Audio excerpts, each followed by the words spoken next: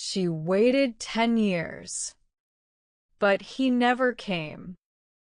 Isabella was only 19 when she met James.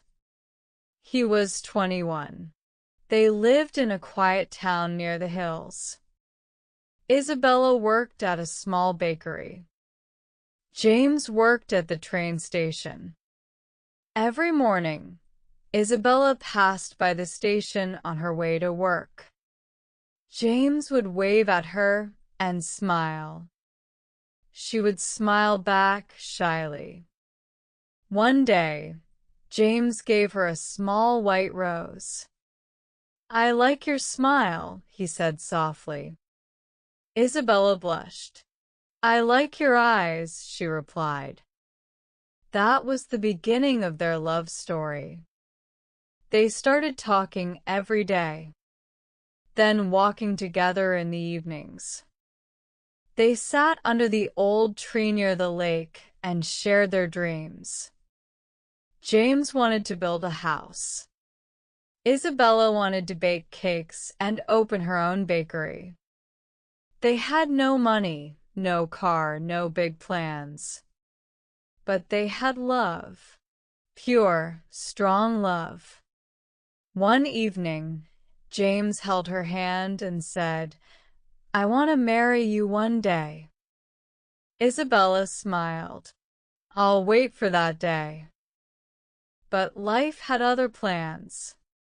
War came. The country needed soldiers.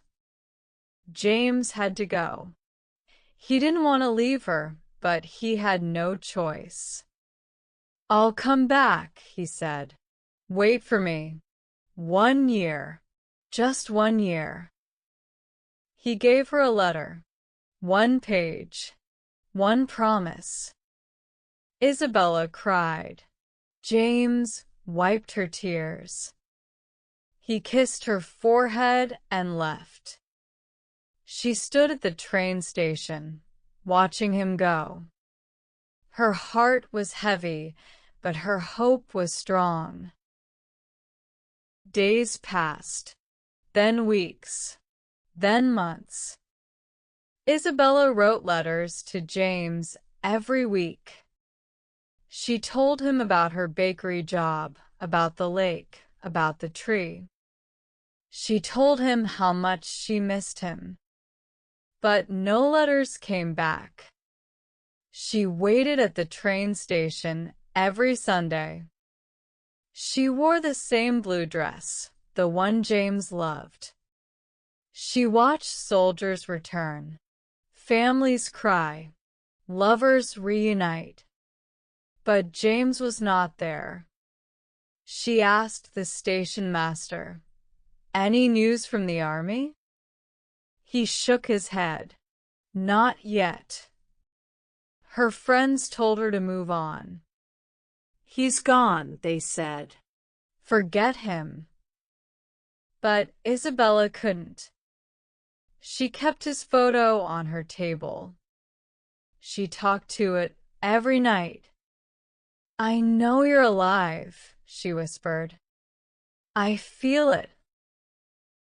Years passed. The town changed. New shops opened. Old ones closed. People got married.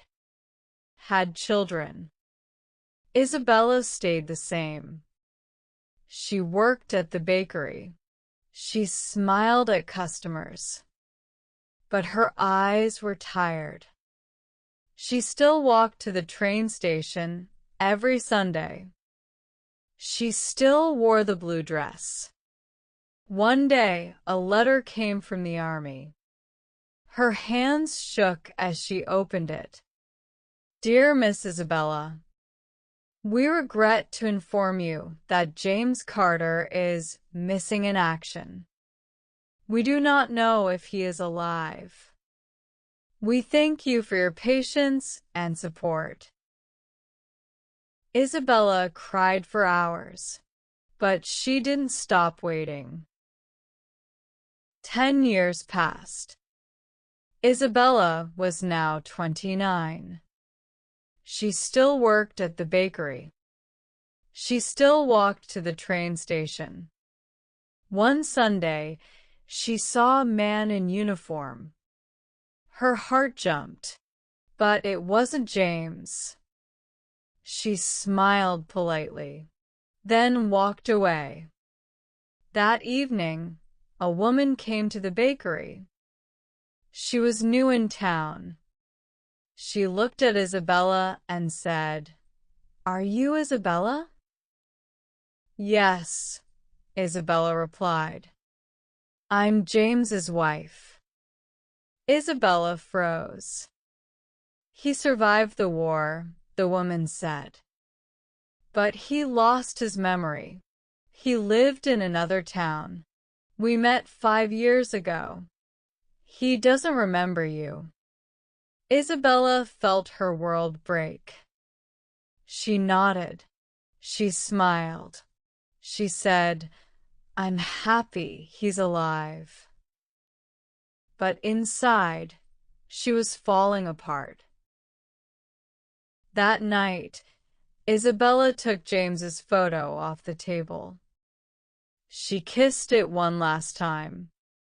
"I waited. I believed. But now, I let go."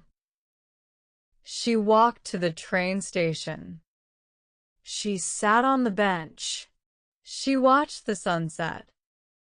And for the first time in 10 years, she smiled. Isabella started painting. She painted trains, sunsets, letters. She opened a small art shop. People came to see her work. One day, a young man asked, "Why do you paint trains?" She smiled. "Because they taught me how to wait and how to move on." Her story became famous. People wrote to her. They said, "Your story gave me hope." She replied to every letter, "Love is strong, but sometimes letting go is stronger." On her 30th birthday, Isabella stood at the train station. She wore a red dress. She didn't wait for anyone. She just watched the train arrive. She whispered, "Goodbye, James. Thank you for teaching me how to love." And she walked away. Sometimes love means waiting. Sometimes love means letting go.